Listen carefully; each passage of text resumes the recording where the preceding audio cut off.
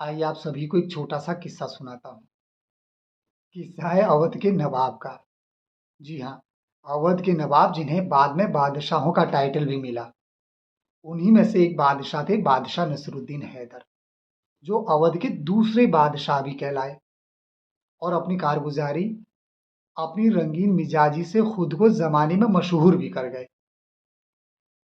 हुआ यूं कि जिन दिनों बादशाह नसरुद्दीन हैदर के दिलो दिमाग पर मलका जमानी छाई हुई थी, उसी एक रोज बादशाह नसीरुद्दीन हैदर मलका जमानी से मिलने उनके महल में आए और पानी पीने की इच्छा प्रकट की। बिस्मिल्लाह खानम जो एक बांदी थी, सुनहरी तश्तरी में पानी लेकर हाजिर हो गई। अब बादशाह नसीरुद्दीन हैदर की रंगीन मिजाजी के क्या कहने। जब पानी पी चुके तो गिलास का थोड़ा सा बचा पानी उन्होंने बांदी के घूंघट पर छिड़क दिया। अब बादशाह तो बादशाह, बांदी की शोखी के भी क्या कहने। जरा सा पानी लाते वक्त जो तस्तरी में छलक गया था, समेट कर वो उसने बादशाह की पोशाक पर उड़ेल दी। हाँ, बादशाह मन ही मन गदगद हो उठे। उसकी इस अदा पर लाजवाब हो गए। फिर भी बादशाह थे, बोले तुम्हारी जरूरत कैसे हुई इस तरह पानी गिराने की। हाँ, बांदी बिस्मिल्लाह खानम भी लखनऊआ थी, फौरन लखनऊ अंदाज में बोली, जब आपस में चुहल होती है तब न कोई छोटा होता है न कोई बड़ा, और वे दोनों आपस में बुरा भी नहीं मानते। बात निकली थी कि बादशाह के दिल के आर पार हो गई। अब मलका जमानी ने ये बात भापते देर न लगाई कि दाल में बाल गिर गया है। जैसे ही बादशाह नसीरुद्दीन हैदर महल से निकले, फौरन मलका जमानी ने बिस्मिल्लाह खानम को महल की सेवाओं से बर्खास्त कर दिया।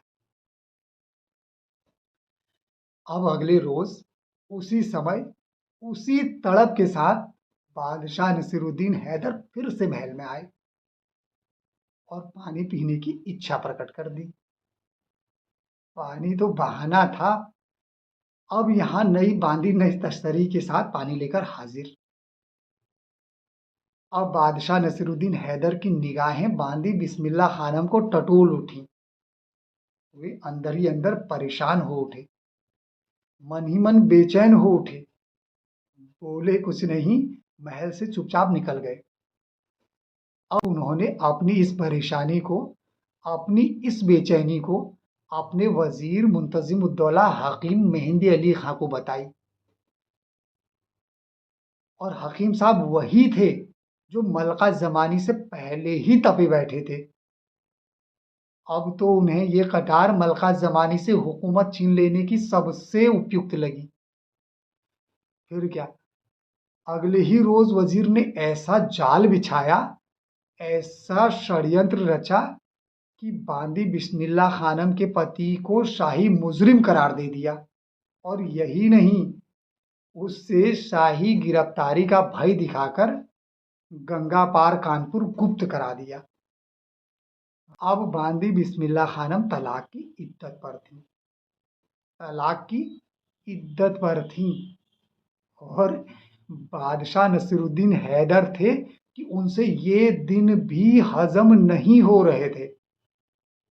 फिर क्या, मियाँ बीबी राजी तो क्या करेगा काजी। सावधानी हटी, दुर्घटना घटी।